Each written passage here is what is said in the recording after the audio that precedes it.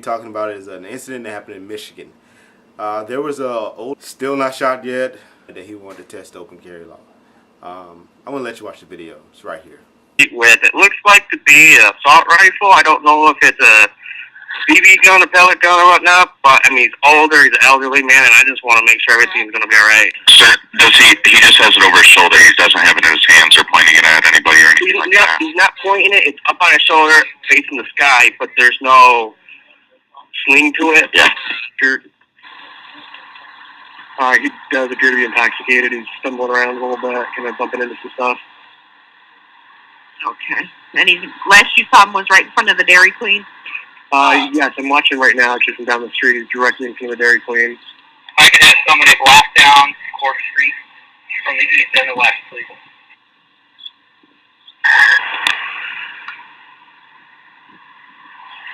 Hey, partner, how you doing? We're on Fire Channel. Do you have traffic? Can you set that down real quick and talk to me? Okay. Well, you can't cross the street like that. Yes, you are being detained right now. Negotiating. Weapon down on the ground. Alright, it sounds like he won't put the gun down. No. Still not shot yet. Weapon down on the ground.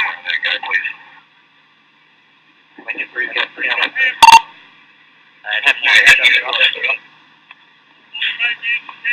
Yes, sir, that's court. You're all being detained. I'm asking you to put the gun down on the ground. Look, you crossed the street illegally. I just want to talk to you.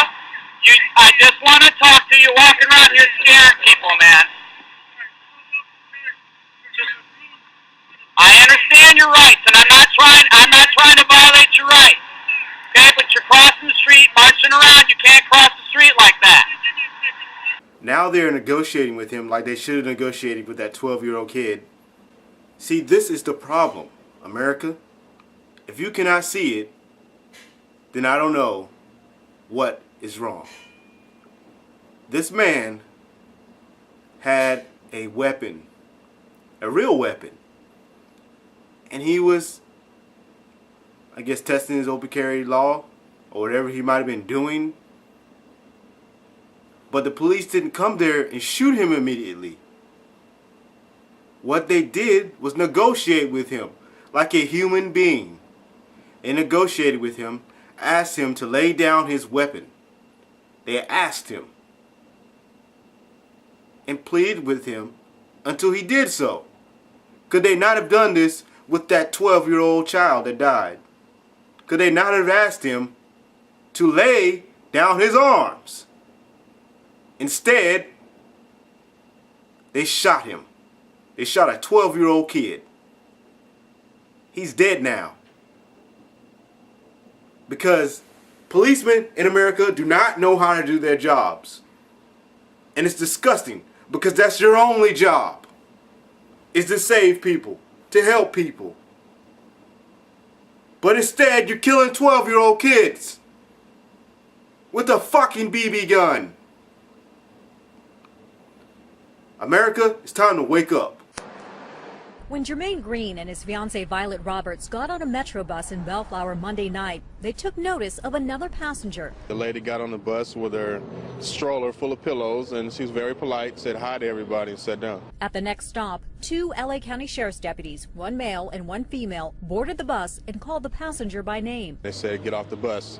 She then, started cursing at her, and you can tell it was very obvious that she was special, has special needs. And after that, they grab her, and she cusses him out, calls him a big shot. Next thing you know, he gives her a big shot. Green captured the incident with his cell phone's video camera. I couldn't believe it. I mean, he seen me taping him, and he looked up at the camera a few times, and he still hit her like that. And I can't believe, he didn't try to defuse the situation at all. Like they were tired of dealing with her, so they didn't try to talk to her or anything. Green recently returned home from serving 6 years in the Army, including tours of duty in Iraq and Afghanistan. In the Army, they gave us extensive training for rules of engagement. There's proper protocols and different steps you take. This lady didn't do anything. She was not combative, and he actually turned combative on her. Green claims the deputies then tried to intimidate him when he refused to hand over his cell phone. And he comes to me and says, look, you can be under arrest if you don't give me that video. And then he said, do you have any warrants? I said, no, I don't have any warrants. I'm a veteran. I just came back. I did 6 years. I have no record. And he said, well, we'll see about that. Why didn't Green want to hand over this video to the deputies involved? I think they would try to cover it up. You know, I think a lot of stuff gets covered up, and I think some people need to come forward if they see something, report it, because it can't be fixed unless it's brought to the public's attention. All right, in this video, as you can see, the cops are lying. Not like in the last video, where the cops were doing their job correctly, like they should be doing. In this video, they decided to beat on a handicapped woman. That is ridiculous. They know she's handicapped. They know who she is. They said all this in the video, and then they threatened this this veteran and said that he could go to jail for not giving them his camera. As you can see in this video, the police were not doing their job. Unlike in the last video where the police was actually doing their job like they're supposed to do every day. And if they would have done their job like they did in the last video, then maybe that 12-year-old kid would still be alive. Alright, but as you can see, there's police officers like this that decide to beat on defenseless, handicapped people.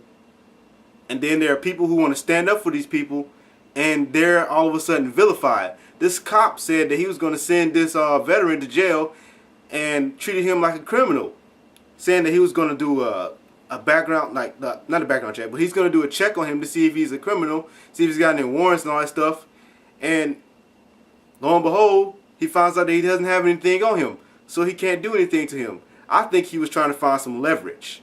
He was trying to find leverage to say, okay, either you give me that camera or I'm going to turn you in. I think that's what he was going for. Think about it. Because even if he were to take him to jail, he can't take his camera from him, can he? Unless he breaks it in the process, or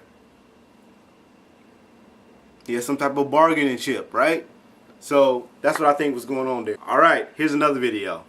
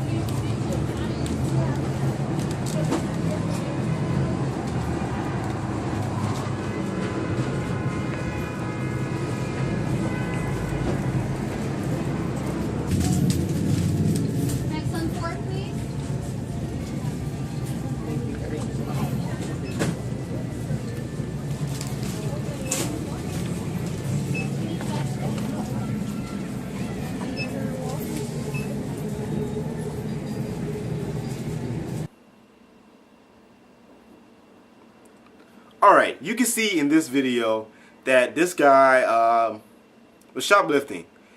It's similar to the last video. Someone was recording him. I guess that what these guys do, they go around and they try to just record things that are interesting to them. And they got a shoplifter. And this guy, he went in the store, and you can see that they caught another guy in the process of catching this guy. And this guy goes in the store, right? And as he's about to leave, he notices that the guy with the camera is watching him. And he turns around and he goes to the cash register and tries to pay. You can see all that in the video. I think that honestly, that was pretty good that he